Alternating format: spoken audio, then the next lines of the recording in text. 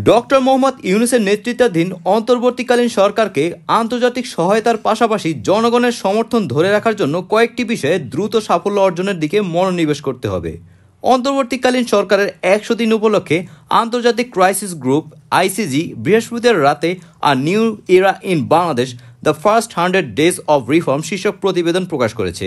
এতে ক্ষমতাচ্যুত আওয়ামী লীগ সরকারের দুর্নীতি, অনিয়ম, প্রশাসন ও বিচার ব্যবস্থায় দলীয়করণ, নির্বাচনী ব্যবস্থা ধ্বংস করা সহ নানা বিষয় উঠে এসেছে। প্রতিবেদনে বলা হয়েছে, ভবিষ্যতে সরকারের উপর ভারসাম্য ও নিয়ন্ত্রণ বজায় রাখতে হলে সংস্কার ছাড়া নির্বাচন আয়োজন করলে আরেকটি স্বৈরাচারী শাসনের উত্থান ঘটতে পারে। সামরিক অভ্যুত্থান হলে তা আরও বড় বিপর্যয় হবে। ক্রাইসিস গ্রুপ জানায়, দ্রুত নির্বাচন অনুষ্ঠান হলে বিএনপি ক্ষমতায় আসার সম্ভাবনা রয়েছে। দলের রেকর্ড বিবেচনায় এটি আওয়ামী লীগ থেকে খুবই সামান্য ভালো হতে পারে বলে অনেকে মনে করছেন। প্রতিবেদনে বলা হয়, যদি রাজনৈতিক ও অর্থনৈতিক পরিস্থিতি উল্লেখযোগ্যভাবে খারাপ হয়ে পড়ে তাহলে সেনাবাহিনী হস্তক্ষেপ করতে পারে।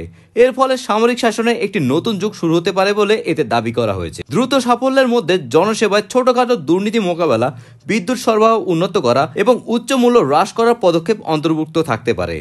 ক্রাইসিস গ্রুপে মিয়ানমার ও বাংলাদেশের জন্য জ্যেষ্ঠ পরামর্শদাতা থমাস কিন বলেন, অন্তর্বর্তীকালীন সরকারকে তার দৈনন্দিন শাসন পরিচালনায় উন্নতি করতে হবে, যাতে তা জনগণের ব্যাপক সমর্থন ধরে রাখতে পারে। প্রতিবেদন সম্পর্কে তিনি বলেন, ইউনূস ও তার দল ব্যর্থ হলে দেশটি আবার এমন এক নির্বাচিত সরকারের দিকে ফিরে যাবে যাদের ক্ষমতার উপর নিয়ন্ত্রণ খুব কম থাকবে, এমনকি সামরিক শাসনের যুগেও প্রবেশ করতে পারে। কিন বলেন, তবে যদি তারা সংস্কার করতে সক্ষম হন তবে আগামী কয়েক দশকের জন্য বাংলাদেশের জনগণের উপকার হবে। তিনি বলেন, অধ্যাপক ইউনূস বাংলাদেশের অন্তর্বর্তীকালীন সরকারের প্রধান হিসেবে শপথ গ্রহণের 100 দিন পর দেশ গুরুত্বপূর্ণ সন্ধিক্ষণে দাঁড়িয়ে আছে। থমাস কিন বলেছেন, অন্তর্বর্তীকালীন সরকারের শাসন ব্যবস্থা উন্নত করার এবং স্বৈরতান্ত্রিক শাসন ব্যবস্থার পথ রোধ করার মতো নিয়ন্ত্রণ ব্যবস্থা প্রতিষ্ঠার একক সুযোগ রয়েছে, কিন্তু কাজের পরিধি বিশাল। বিশেষ করে অন্তর্বর্তীকালীন সরকারকে রাজনৈতিক কৌশলগত সমঝোতা বজায় রাখতে হবে, যার মধ্যে ছাত্রনেতা, বাংলাদেশ জাতীয়তাবাদী দল, ইসলামপন্থী শক্তি, সেনাবাহিনী ও নাগরিক সমাজের গুরুত্বপূর্ণ ক্রীড়ানকরা অন্তর্ভুক্ত থাকবে। ইন্টারন্যাশনাল ক্রাইসিস গ্রুপ জানায়, অন্তর্বর্তীকালীন সরকারের সংস্কারের প্রতি জনগণের শক্তিশালী সমর্থন রয়েছে। এছাড়া ছাত্রনেতা ও সেনাবাহিনীর মতো